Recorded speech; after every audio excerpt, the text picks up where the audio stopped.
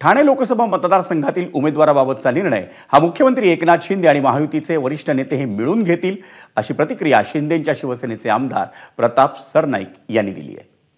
ठाणे लोकसभेचा उमेदवार ठरवण्याचे सर्व काही अधिकार आदरणीय मुख्यमंत्री आणि आमच्या पक्षाचे प्रमुख श्री एकनाथ शिंदे साहेब आणि त्याचबरोबर भारतीय जनता पक्षाचे, राष्ट्रवादी काँग्रेस पक्षाचे आणि RPIचे वरिष्ठ नेते एकत्रित बसून हा निर्णय घेणार आहेत। आणि आम्हाला खात्री आहे की ज्या पद्धतीनं 22 महिन्यामध्ये मुख्यमंत्री एकनाथ शिंदे साहेबांच्या नेतृत्वाखाली देवेंद्र फडणवीस साहेब, अजितदादा पवार आणि आमचे RPIचे रामदास आठवले आणि इतर समविचारी पक्षांनी ज्या पद्धतीनं राज्यकारभार या महाराष्ट्राचा केलेला आहे, त्याच पद्धतीनं त्याच्या जोरावर मतं मागण्यासाठी महायुतीचा उमेदवार हे लवकरच ते चौघे जे आहेत ते बसून फायनल करतील।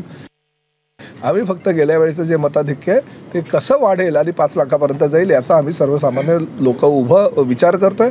आणि मला खात्री आहे की आता गुढीपाडव्याला फक्त 4 दिवस बाकी आहे, त्यामुळे महायुतीचा उमेदवार गुढीपाडव्यापर्यंत जाहीर होईल आणि एक चांगली भारतीय संस्कृती, महाराष्ट्रीयन परंपरा असलेला आमचा गुढीपाडव्याचा सण आणि उत्सव आहे, तो महायुतीच्या उमेदवाराच्या माध्यमातून आम्ही त्याच्या नावानं गुढी उभारू।